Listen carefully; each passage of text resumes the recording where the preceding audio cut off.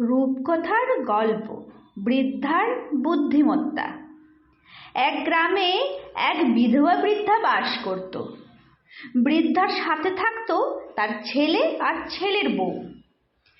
বৃদ্ধার পরিবারটি খুব গরিব ছিল। তার ছেলের পেশা ছিল মাছ ধরা এবং সে ছিল নিঃসন্তান। বৃদ্ধা চোখও একটু একটু করে নষ্ট হয়ে যাচ্ছিল। বৃদ্ধা মনের দুঃখের কোনো শেষ ছিল না। তবে বৃদ্ধা ছিল খুব ধার্মিক। সে নিয়মিত দেবতার কাছে প্রার্থনা করত। একদিন দেবতা তার প্রার্থনায় সন্তুষ্ট হয়ে বৃদ্ধাকে দেখা দিল এবং বলল, তুমি কি চাও? তুমি আমার কাছে যে কোনো একটি জিনিস চাইতে পারো। এই কথা শুনে বৃদ্ধা খুব খুশি হলো, কিন্তু সে সিদ্ধান্ত নিতে পারল না যে সে কি চাইবে। সে দেবতার কাছে কিছুদিনের সময় চাইল এবং দেবতাও তাকে সময় দিল। তারপর বৃদ্ধা অনেক ভাবতে লাগলো কি চাওয়া যায়। তখন বৃদ্ধা তার ছেলের সাথে পরামর্শ করলো। ছেলে বলল, জীবনে যদি বাবা হতে না পারি তাহলে আর এই জীবনের মূল্য কি? মা, তুমি দেবতার কাছে আমার জন্য সন্তান চাও। তারপরে বৃদ্ধা তার এক প্রতিবেশীর সাথে কথা বলল।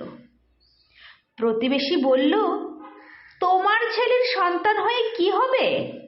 তোমরা নিজেরাই খেতে পারো না, সন্তান হলে তাকে কি খাওয়াবে?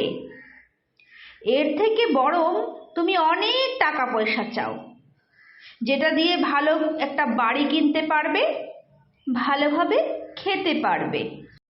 বৃদ্ধা এইসব কথা শোনার পর খুব চিন্তায় পড়ে গেল। আবার ভাবল, সে তো এমনিতেই অন্ধ হয়ে যাচ্ছে।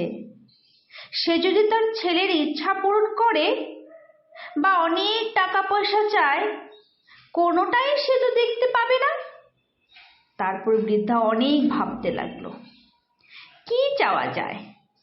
টাকা পয়সা, ছেলের জন্য সন্তান, নাকি তার নিজের দৃষ্টিশক্তি? অবশেষে বৃদ্ধা একটা সিদ্ধান্তে পৌঁছাতে পারল।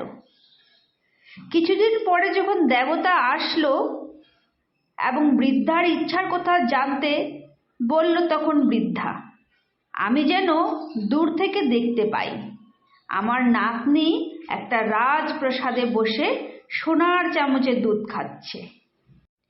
এই কথা শুনে দেবতা হাসলেন এবং বললেন, আচ্ছা, আমি যেহেতু কথা দিয়েছি তাই তোমার তথাকথিত একটা ইচ্ছেই পূরণ করা হবে।